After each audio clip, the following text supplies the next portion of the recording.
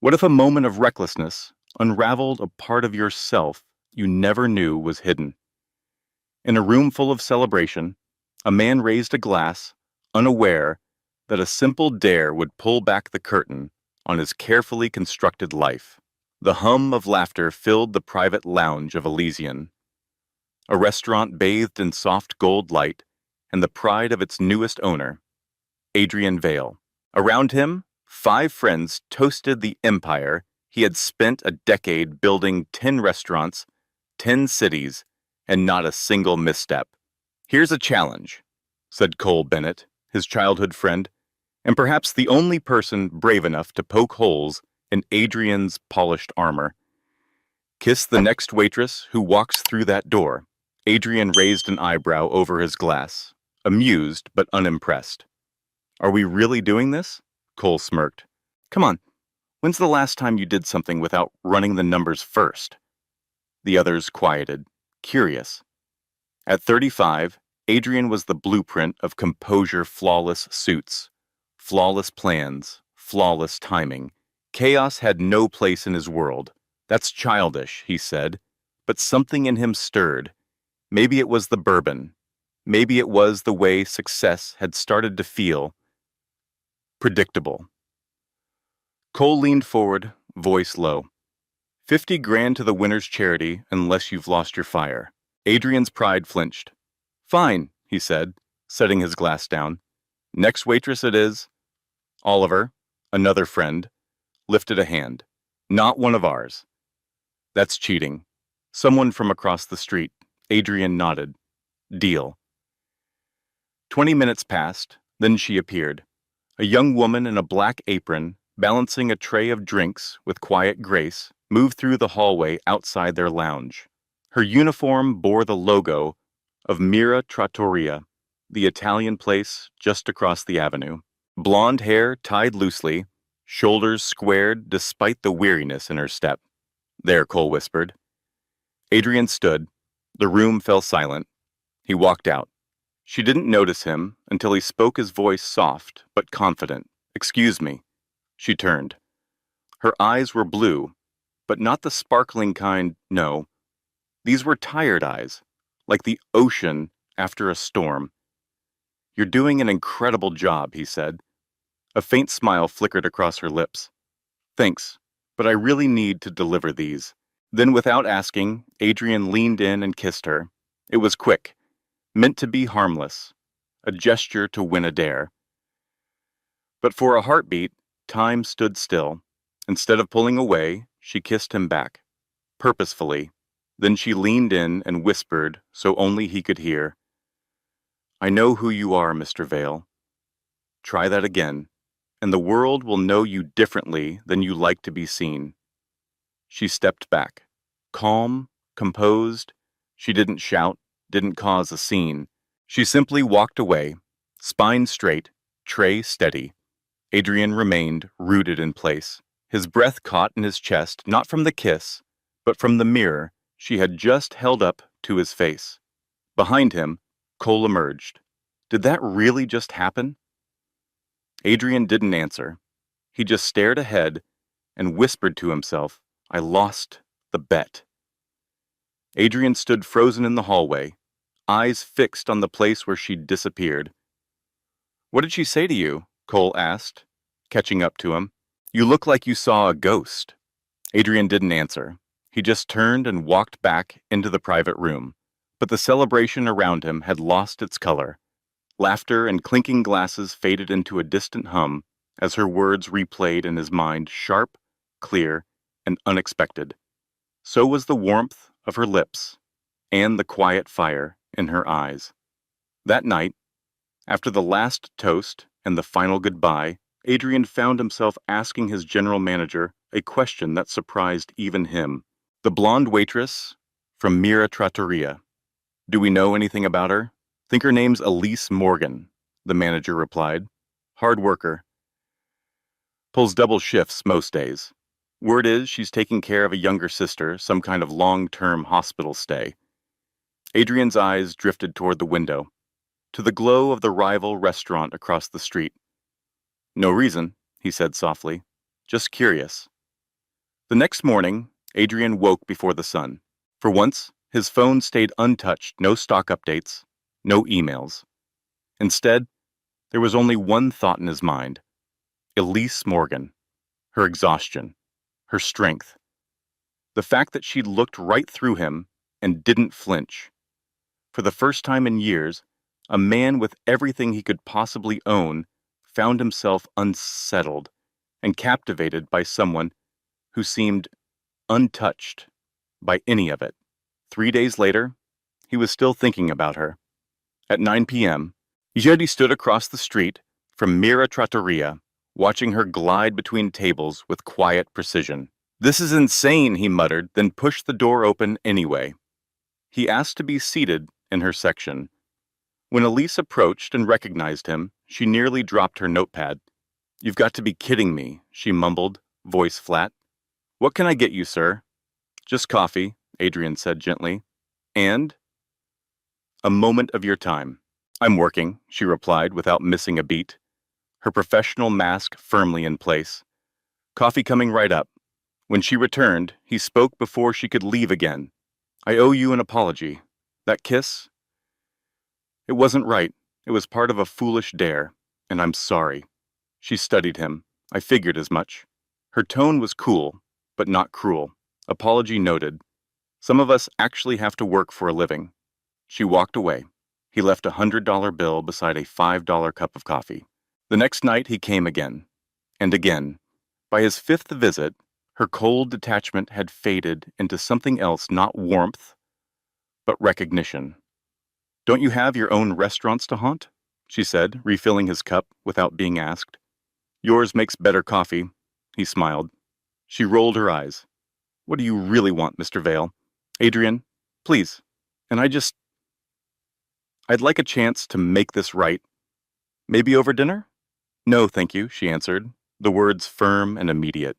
"I don't date customers, especially the kind who kiss strangers on a dare." Before he could respond, her phone buzzed. She glanced at the screen, and something in her face changed. "Excuse me," she said, stepping away. "Rachel, is everything okay?" Adrian watched from a distance as concern clouded her features. When she returned, her face was composed, but the tension hadn't left. "Everything all right?" he asked quietly. "It's fine," she replied automatically. "Your check is ready whenever you are." The following week, he returned once more, this time just as her shift ended. He waited outside under the amber glow of the street light as she stepped out, looking worn and cold under her coat. "Are you following me now?" she asked, wrapping the fabric tighter around her. "I was hoping to catch you," he admitted. "No games, no dares, just coffee. A real conversation." She checked her watch, then looked up at him, tired, wary. "I need to get home to my sister." "Just 15 minutes," Adrian said gently. "There's a diner around the corner. Open late." Elise hesitated. For a moment the streetlight caught the tired lines under her eyes. Then finally she gave a quiet nod. 15. The diner was nearly empty, the kind of place where the silence hummed beneath the flickering neon lights. They found a booth tucked away in the corner, far from the world. And for the first time, Adrian watched Elise let out a breath, just a little.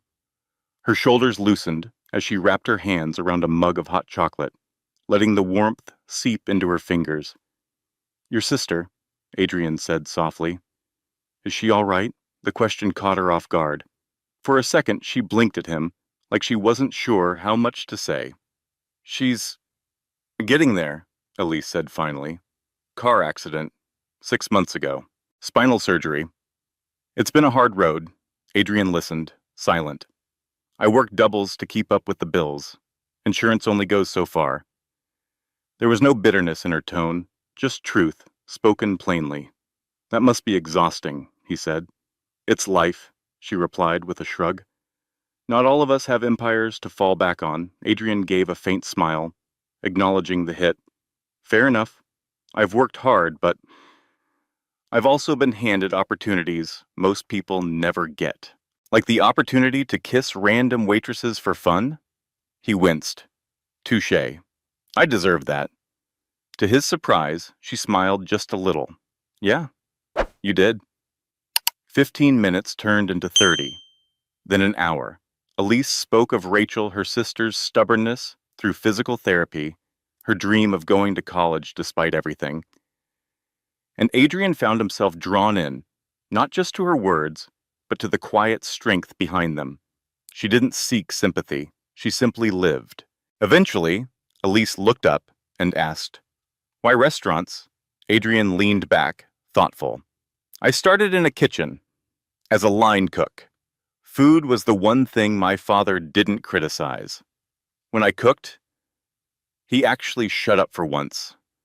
For the first time that night, she really looked at him, not the tailored suit, not the headlines, but the man beneath. "So behind all that polished billionaire charm," she said slowly, "there's a human being. Disappointing, isn't it?" he teased. Elise checked her watch suddenly. Her mood shifted.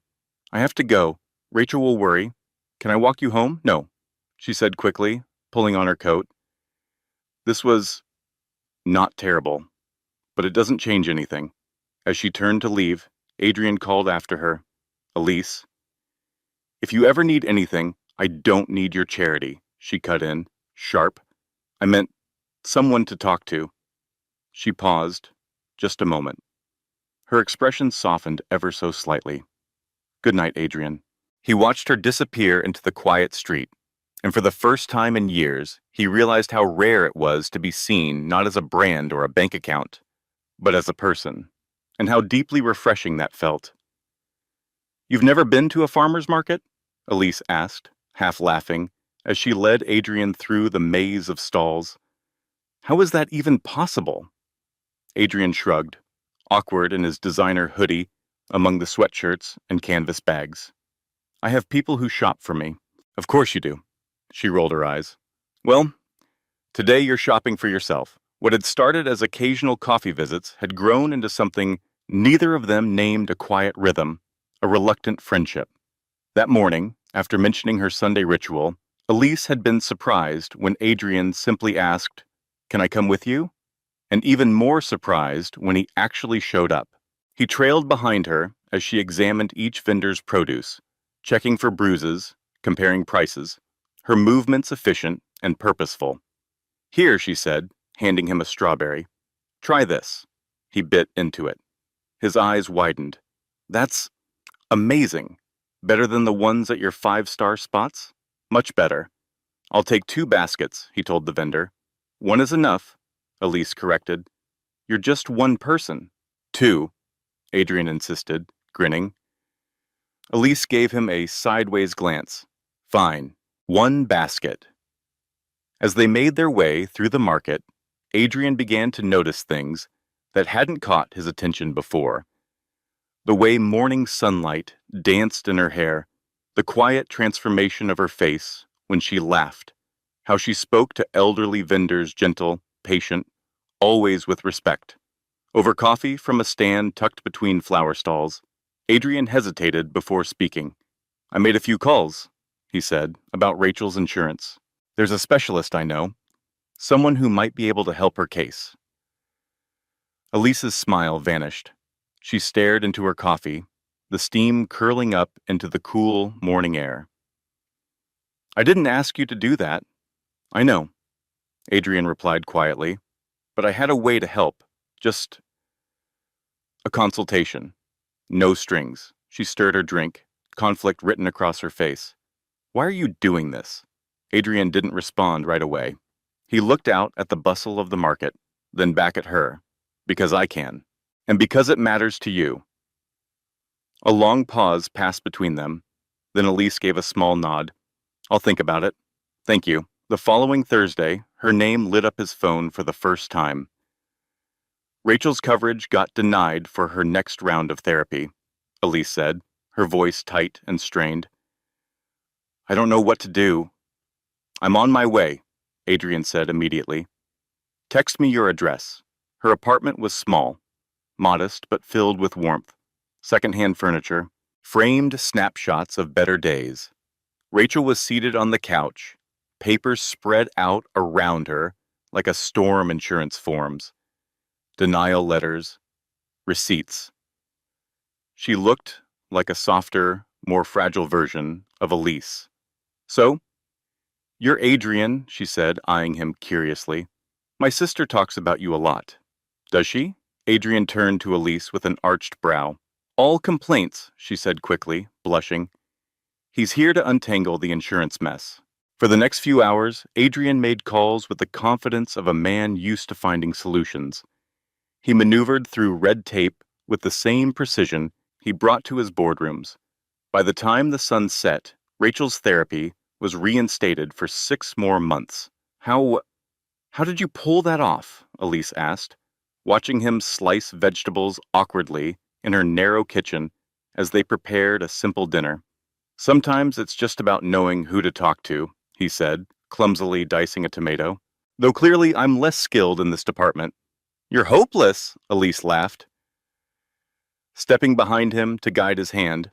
"I'm learning," Adrian said, quietly enjoying the closeness. In the weeks that followed, their worlds began to blend. He took her to private restaurant tastings, introduced her to orchestral performances, showed her the view from his penthouse where the city glittered below like a promise. In return, she brought him to community theater shows, tucked away bookshops, and taught him how to cook a decent pasta sauce without needing a culinary team behind him. One evening, as they walked along the quiet lakefront, Adrian spoke up. "My friends think I've lost my mind," he said, half laughing. "Cole keeps asking what you've done to me." Elise looked up at him, amused. "What have I done to you?" Adrian thought for a moment. "You've made me see things differently." When an invitation arrived for a charity gala supporting medical research, Adrian didn't hesitate. "I want you to come with me," he said one night after Elise's shift. "It's for a good cause. And I want you there," she hesitated. "I don't exactly have gala-ready attire hanging in my closet."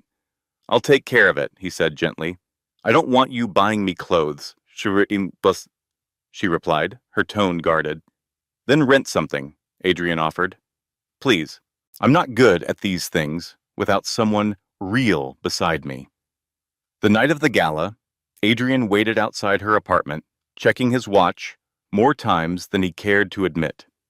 When Elise stepped out in a simple, elegant blue gown, her hair swept up, Adrian forgot how to speak. You look beautiful," he finally managed. Elise smiled, cheeks tinged with color. "You clean up pretty well yourself." At the gala, Elise's warmth surprised everyone. She didn't try to impress, but people were drawn to her sincerity, her insight. Adrian watched her from across the room, quietly proud. He wasn't used to people seeing past his fortune, his name, his image. But Elise, she didn't just see through it. She saw him. Adrian stood in quiet conversation with a hospital administrator, discussing policies he barely understood, his mind drifting elsewhere. Thomas, one of his longtime colleagues, leaned over and murmured, "Your date is remarkable. Definitely not your usual type." "She's not my date," Adrian replied instinctively. He paused, searching for a word that didn't feel too fragile. But nothing fit. Later that evening, they stepped out onto the terrace. The city stretched before them, glimmering, alive, but strangely still. A soft breeze moved between them. "Thank you for tonight," Elise said, her voice quiet, sincere. "It wasn't as terrible as I imagined." Adrian chuckled. "That's the nicest thing anyone said to me all week." She smiled, and for a moment their eyes held an unspoken acknowledgement of everything that had been slowly unfolding between them. Then, without thinking, Adrian leaned in. This time, there was no game, no challenge, no bet. Just two people meeting in the middle of something real. Elise's hand rested gently against his cheek as their lips met. Slow, honest, unguarded. But then Adrian's phone buzzed, sharp and relentless. He pulled away, answering reluctantly. As he listened, his expression changed, his body stilling. "What is it?" Elise asked, concerned. He looked at her, voice hollow. "My father, he's gone." The funeral was elegant, but distant, filled with handshakes and hushed voices, more business associates than friends. Adrian stood at the grave like a statue, the words of the minister washing over him phrases like loving father and devoted man that felt foreign, like they belonged to someone else's story. Elise was there, quiet and steady beside him.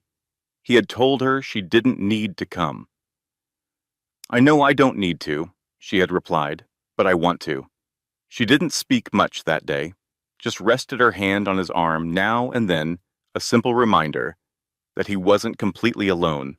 As the mourners began to leave, business cards still clutched in their palms, Adrian and Elise walked slowly back to the car. "Was any of that true?" she asked softly. "About him being a loving father?" Adrian let out a sharp breath that was almost a laugh, not a word. Inside the car, silence held for a while. Then the dam broke. He spoke of a man who had measured worth by achievement, affection by silence, of the years spent chasing a begging approval that never came. "The last time we spoke was 3 years ago," Adrian admitted. "He told me I'd never make it, that everything I built would fall apart, that I was a disappointment." Elise said nothing at first, just wrapped her hand around his. "He was wrong," she said gently. "Was he?" Adrian murmured, staring out the window. "I've built 10 restaurants. I have more money than I could ever spend, and the only person standing beside me at my father's funeral is someone I kissed on a dare a month ago." Elise turned to him, voice low but steady. "You have me because you showed me the part of you no one else sees. Not the name, not the money, just you." That night, she stayed at his penthouse not as a lover, but as the only person who understood the grief that came not just from loss, but from what had never been. In the days that followed, Adrian opened up in ways he never had before. He spoke of childhood memories, some warm, most cold. Elise shared her own story, how she had lost both parents 5 years ago, and how, at just 24, she had become everything Rachel needed. "Is that why you always try to carry it all?" Adrian asked one evening as they sat on his balcony, city lights glowing beneath their silence. "Probably," Elise said softly. "When someone depends on you that much, failure just isn't an option." 2 weeks after the funeral, Adrian accompanied Elise to one of Rachel's physical therapy sessions. He watched as Elise encouraged her sister through painful, exhausting exercises, her patience unwavering, her strength quiet but powerful. As they were leaving the medical center, a billing clerk pulled Elise aside. From a distance, Adrian couldn't hear the conversation, but he saw the change in her expression. She paled. Her shoulders stiffened. "What's wrong?" he asked. Stepping closer, "What did they say?" Adrian asked as they walked slowly toward the car. "They're challenging the next phase again," Elise replied, her voice tight, eyes fixed on the pavement. "Insurance says it's not medically necessary." Adrian glanced sideways. Her shoulders had tensed again, the familiar weight settling back on her like a heavy coat she couldn't take off. Without thinking, he reached for her hand. "Let me help," he said gently. "I can take care of it." Elise stopped walking. "Take care of it how?" she asked, her voice guarded. "I can cover Rachel's treatments," Adrian said. "All of them. You wouldn't have to worry about claims or bills or working double shifts anymore." She pulled her hand away. A pause, then her eyes narrowed. "Is that what you think I need?" she said slowly. "For you to just swoop in and fix everything with a blank check?" "I'm just trying to help," Adrian said, caught off guard by her tone. "By making me into some charity project?" Elise crossed her arms, her voice rising. By deciding what's best for me without asking. That's not what I meant, isn't it? She cut in. You see a problem, you throw money at it. That's your solution. That's what you do. What's wrong with trying to make things easier for you? For Rachel? Adrian asked, frustration leaking into his voice. Because I have to do this on my own, Elise replied, her voice trembling with restrained emotion. I've taken care of Rachel since I was 24. I've kept us afloat. I don't need a wealthy boyfriend stepping in to rescue us. The word hung there, boyfriend, neither of them having said it aloud before. Adrian took a breath, his voice softer now. I'm not trying to rescue you. I care about you. About both of you. What's the point of all this of what I've built if I can't use it to help the people who matter? Her features softened slightly, but her gaze didn't waver. I know you mean well, and I'm grateful, but this isn't the way. You can't just fix everything for me. I need to figure out how to do that myself. He nodded slowly, unsure of what else to say. They parted that evening, with the air still tense between them. Elise appreciated his heart, but not the way he used it. Adrian respected her strength, but didn't understand why she kept him at arm's length when all he wanted was to carry some of her burden. The next morning, Adrian made a decision. Set up a private account, he told his lawyer. I want to cover all of Rachel Morgan's medical expenses. Quietly. No names, no connections. Just make sure she's taken care of. 3 days later, Elise called him. Her voice was full of disbelief. Insurance just approved everything. No explanation. They reversed the denial out of nowhere. That's incredible, Adrian said, forcing his voice into a tone of pleasant surprise. Really? That's wonderful. But inside, guilt coiled in his chest like smoke silent, choking. That weekend, they met for dinner. The candle between them flickered gently, but something in the atmosphere felt still, heavy. Elise watched him for a long moment. Did you have anything to do with the insurance approval? Adrian hesitated. The pause was long enough. I made a few calls, he admitted. She set her fork down, her expression unreadable. After I asked you not to.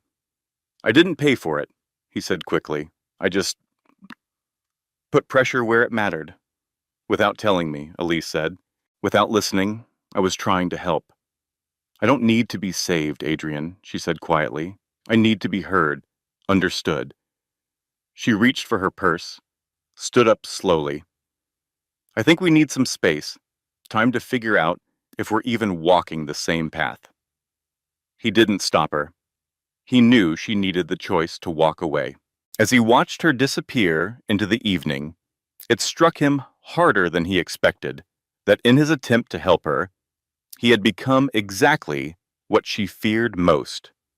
A man who meant well, but didn't listen. And now the distance between them wasn't just emotional. It was real, and it was his. Adrian stared at the quarterly reports strewn across his desk, the numbers blurring into nothingness. It had been a month since Elise walked away from their dinner table. A month of silence, of space, of absence. He hadn't tried to contact her not because he didn't want to, but because, for once, he was respecting the boundaries someone else had drawn. Still, every morning without her felt a little heavier. The city, for all its lights and movement, had grown strangely quiet. You look like hell, Cole said, dropping uninvited into the chair across from him. Adrian didn't look up. Good to see you too. Still brooding over the waitress? Adrian's eyes flashed. Her name is Elise. Cole raised his hands. Elise, then. Have you called her? She asked for space. Since when do you give up that easily? Cole challenged. You never walk away from something that matters. Adrian leaned back in his chair, exhaling. This isn't a deal I can negotiate or win with strategy. I messed up. I didn't listen.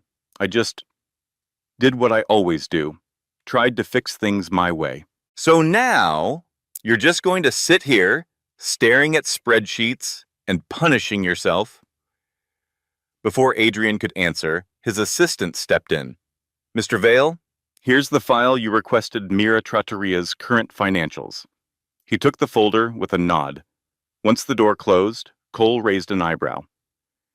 Mira Trattoria? He said slowly. Isn't that where Elise worked? Worked, Adrian corrected.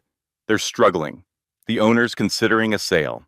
And you're thinking of buying it? Cole asked. It's a good investment, Adrian said quickly. Too quickly. Right, Cole replied dryly. No connection at all to a certain blonde server who told you not to fix her life with your wallet. Adrian flipped through the pages, his brow furrowed. They're 3 months away from closing. If it shuts down, the entire staff are friends, her colleagues, they'll be out of work. I could step in, keep the team, upgrade the equipment, offer proper marketing, and when Elise finds out? Cole interrupted. How do you think she'll feel knowing you stepped in again right after she told you not to? Adrian closed the folder, the weight of the decision thick in the room. You're right, he said finally, but I can't just do nothing. I need to help, somehow. Just not like before, maybe, Cole offered gently. You could try asking her what she actually needs. A wild idea, Adrian muttered. But maybe it's time. Across the city, Elise was having her own conversation. You miss him, Rachel said simply, shifting carefully on the couch. Her recovery was progressing, but each movement was still deliberate. Elise folded a towel with more force than necessary. It's complicated. He helped with the insurance, Rachel pointed out, even if he did it the wrong way. That's the problem, Elise replied.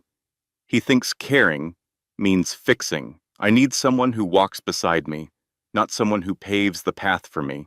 So tell him that, Rachel said, as if it were the simplest thing in the world. It's called communication. You should try it. Just then, Elise's phone rang. Her manager's name lit up on the screen. When she hung up, her face was pale. They're selling the restaurant, she said quietly. Is Martin okay? Rachel asked. He can't keep it afloat. He's looking for a buyer, but most likely it'll be turned into something else. Everyone will lose their jobs. I'm sorry, Rachel whispered. I thought things were finally settling down. Elise touched her sister's hand. We'll figure it out. We always do. But the following week brought an unexpected twist. Martin gathered the staff for an all-hands meeting at Mira Trattoria. His expression was tired but hopeful. I found an investment partner, he announced, someone willing to help keep us going. I'll stay on as managing owner. And most importantly, no one's losing their job. A ripple of surprise spread through the room. Relief, joy, confusion. Elise stood still, her mind already asking the question, who? And deep down she already knew the answer. A wave of surprise and cautious hope swept through the staff at Mira Trattoria. The restaurant was saved, but no one seemed to know who had done it. Who's the investor? Elise asked Martin, suspicion laced in her voice. They've asked to stay anonymous, Martin replied. All I can say is, they believe in what we're doing here, and they want to see it continue. Her first thought was Adrian, but she quickly brushed it aside. No, if he had done this, he would have told her. Anonymity wasn't his style. His name was stamped onto every building, every menu, every venture he touched. Yet, over the following weeks, the restaurant began to change quietly. New kitchen equipment arrived, the reservation system was replaced, and a simple marketing campaign drew in fresh faces. But the soul of the place, the menu, the team, the warm hum of familiarity remained untouched. One evening, while prepping for closing, Elise overheard Martin on a call with the beverage supplier. The investor made me sign a clause, he said with a chuckle. Everyone's job is guaranteed for at least 2 years. Staff retention was non-negotiable. That kind of condition didn't come from a typical investor. That came from someone who cared, someone who had a personal stake in the people behind the aprons and table numbers. Her suspicion returned. Meanwhile, across the city, Adrian was building something entirely different. It had started with a late-night thought, a fragment of conversation with Elise about how hard it was to navigate healthcare, a memory of Rachel and physical therapy, of Elise calculating bills between shifts. Now it was becoming something real. A foundation, his lawyer confirmed, focused on helping families manage medical expenses. Is that correct? Yes, Adrian nodded. Separate from the restaurant group. Independent board. I'll fund it initially, but I want it built to stand on its own. Open to other donors. Do you have a name in mind? Adrian paused. He thought of bridges, the ones between people, between struggle and stability. The Bridge Foundation, he said finally, for families who just need help crossing difficult waters. For the first time in his life, Adrian wasn't just giving money. He was building something out of understanding, not to control, but to empower. He remembered Elise's voice. I don't need to be saved. I need to be understood. And this was his way of saying he had listened. 3 months after their last conversation, Adrian's phone rang. It was Cole. I did something you may not appreciate, his friend said, without any kind of build-up. Adrian sat up. What did you do? I stopped by Mira Trattoria, ran into Elise, and I might have mentioned who really saved the place. Cole's him, Adrian sighed, rubbing his temple. We agreed? She deserved to know, Cole cut in. You two are too damn stubborn to fix this yourselves. After the call, Adrian waited. Not for thanks, but for something. A message, a knock, a confrontation, anything. But nothing came. Just silence. Except this time, the silence didn't feel like distance. It felt like decision. That night, he stood at his stove, cooking a simple pasta dish Elise had once taught him in a kitchen too pristine to feel like home. The smell reminded him of her laughter, the way she corrected his knife grip, the way she looked at him like she saw him, and he wondered if some bridges, once broken, could ever truly be rebuilt. Just as he drained the pasta, a knock came at the door. He froze. He wasn't expecting anyone. A part of him didn't want to answer. But a greater part, the part that still hoped, pulled him forward. He opened the door. There she was, Elise, hair windblown, cheeks flushed as if she'd rushed to get there, eyes steady. You saved the restaurant, she said, without a hello. Anonymously, Adrian searched her face. Marshall talks too much. Why didn't you tell me? For a moment, neither of them spoke. Then, softly, she added, May I come in? Adrian stepped aside, allowing Elise into his apartment. Only then did he remember the soft bubbling from the kitchen. I was cooking, he said awkwardly. Your recipe. Elise followed him in, the scent of simmering tomato and basil filling the space. She raised an eyebrow as she watched him stir the sauce. Is that my tomato basil? I've been practicing, Adrian admitted. It's still not as good as yours. For a moment, they just stood there, surrounded by something that felt strangely familiar. The kitchen. The quiet. The shared memory of a recipe. The 3 months apart suddenly felt both like an eternity and like no time at all. Why did you do it like that? Elise asked softly. The restaurant? Anonymous support. No headlines. No Adrian Vale stamped on every wall. He turned to face her. Because you were right, he said simply. I tried to fix everything the way I always have without listening, without understanding. I needed to step back and ask what was really needed. He gestured to the kitchen island. She sat, still in her coat, a signal that she wasn't sure how long she'd stay. I heard you started some kind of foundation too, she said, twirling pasta around her fork. Adrian nodded. The Bridge Foundation. It helps families navigate healthcare costs and insurance hurdles like the ones you and Rachel faced. It was inspired by her, Elise said, watching him. By me. Yes, Adrian replied, not shying away, but it runs independently. There's a real board, real medical professionals. I just provided the seed to get it started. She took a bite of the pasta. Her expression shifted just slightly. This is actually not bad. Adrian allowed a small smile. I'll take that as high praise. They ate in silence for a while. Not awkward, just thoughtful. I may have overreacted, Elise said eventually, her tone measured. About the insurance. I know it came from a good place, even if it didn't land that way. And I should have listened, Adrian replied. Not assumed I knew what was best. Elise set her fork down. What I needed was a partner, someone who respected my independence, who understood that helping isn't about taking over someone else's life, Adrian's voice lowered. And what do you need now? She paused. Then slowly, Elise shrugged off her coat and draped it over the back of the chair. I need to know if you've figured out the difference. Adrian didn't answer right away. He thought about it seriously. Helping, he said at last, means offering support while still honoring the other person's voice. Taking over means making decisions without asking what they truly want. Textbook answer, Elise teased.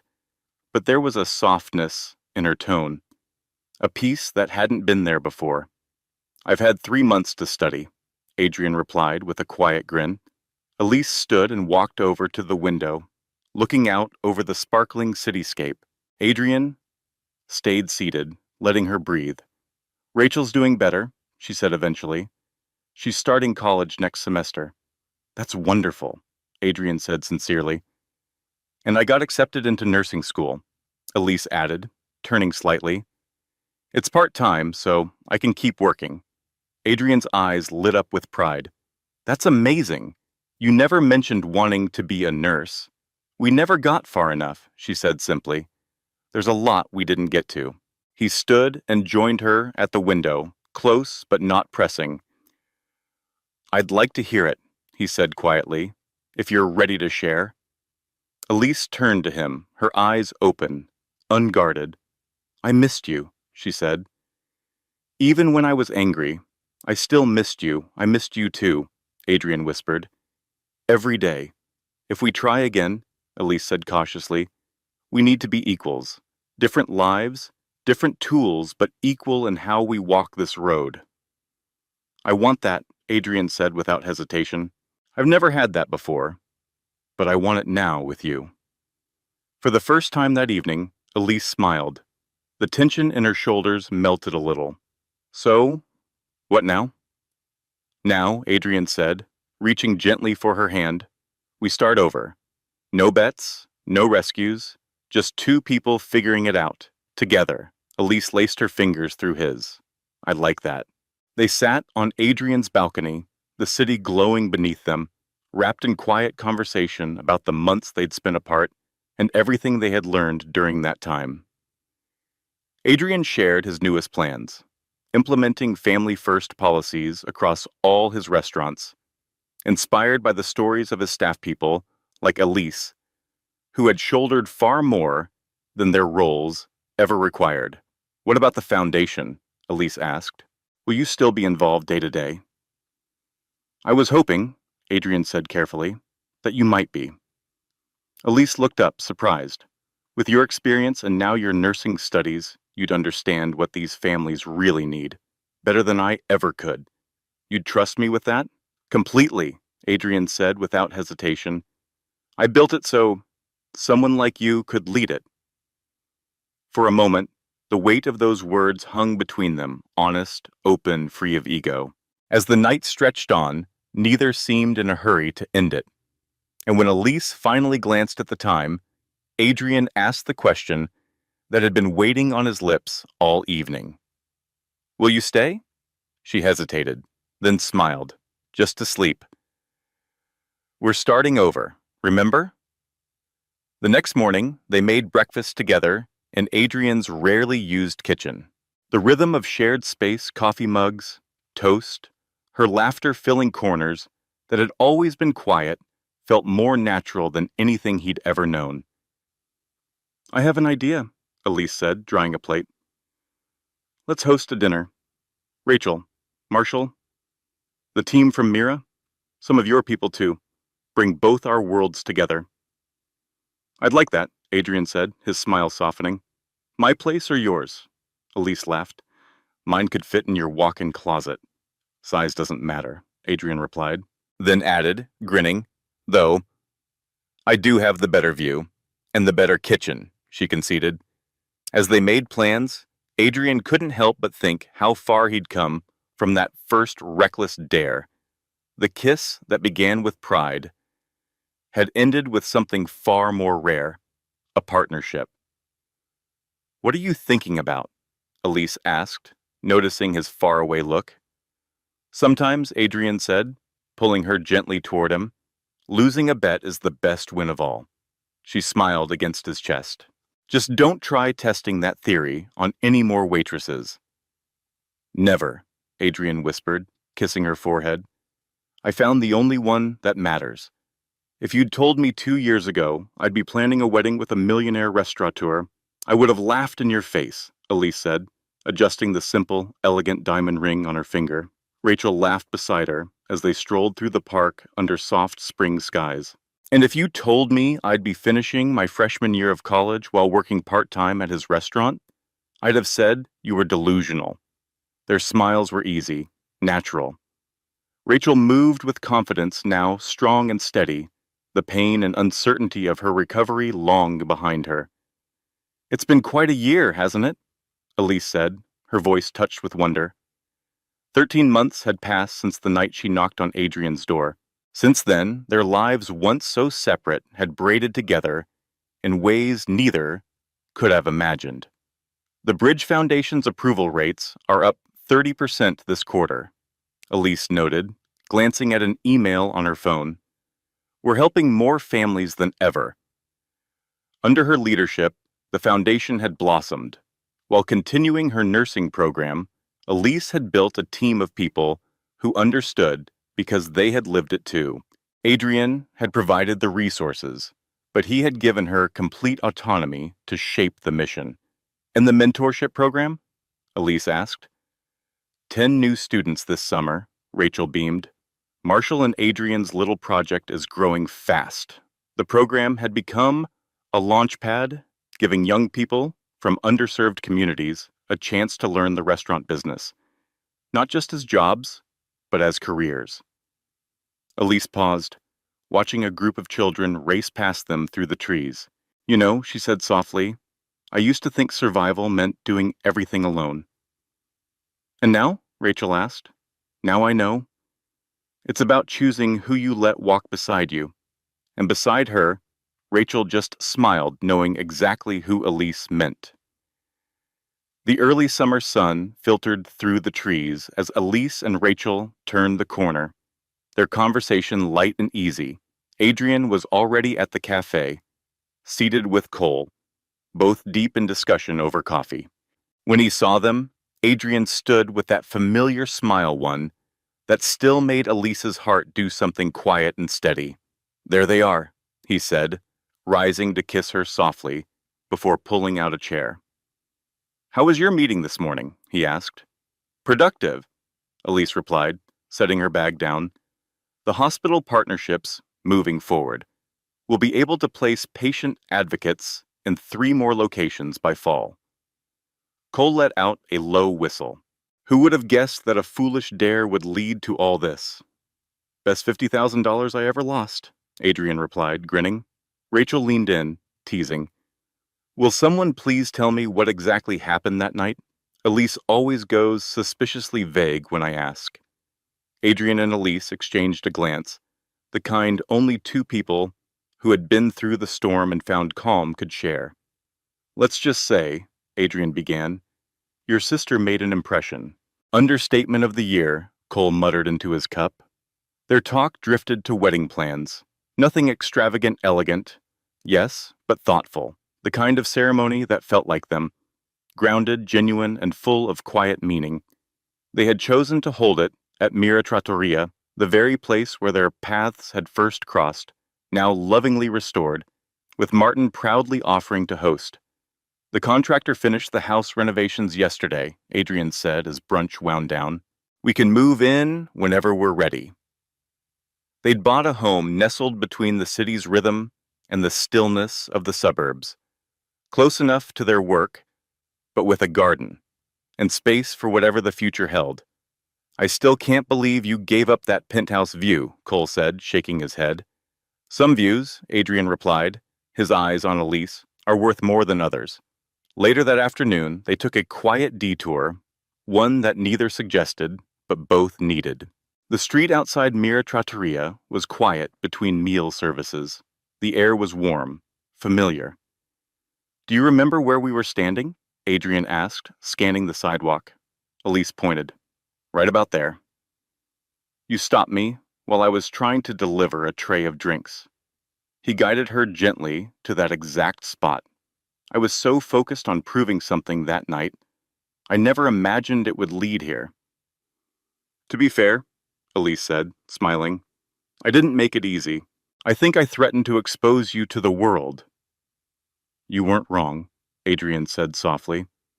That was who I was. She reached up and touched his cheek. And now, he said, I'm just a man who's grateful that the woman he loves said yes. Elise laughed lightly. I still wonder what would have happened if someone else had walked by that night. I don't, Adrian replied without hesitation. Every choice, every mistake, every moment, they led me to you. The golden light of the setting sun bathed the sidewalk in a soft glow. Behind them, the lights of the restaurant flickered on, casting a quiet halo over the place where their unlikely story had begun. You know, Adrian said, tilting his head with a playful smile, we never really recreated that first kiss. You mean the one where you ambushed me? Elise teased. And I threatened to destroy your reputation? That's the one, he chuckled. But this time, no bets. Just us. She wrapped her arms around him. Well, when you put it that way. And when they kissed this time, it was nothing like the first. It held no bravado, no challenge, only the certainty of two people who had seen the very worst of each other and chose love anyway. Their journey had begun with a dare, a kiss meant to win a game. But love, the real kind, has a way of slipping through the cracks of what we think we're looking for, and gently delivering exactly what we need. Sometimes, the person who changes everything walks into your life when you're not ready, not looking, not perfect, but open just enough for something real to begin. Because some love stories don't arrive with fireworks. They arrive quietly, with a mistake, a lesson, a second chance, and if you're lucky, with someone who reminds you, you don't need to be saved. You just need to be seen. Thank you for walking this journey with us. Through every quiet moment, every unexpected turn, and every tender silence, your presence has meant the world. Stories like this are not just about love. They're about healing, growth, and the quiet courage it takes to open your heart again. If this story touched something within you, know that you're not alone.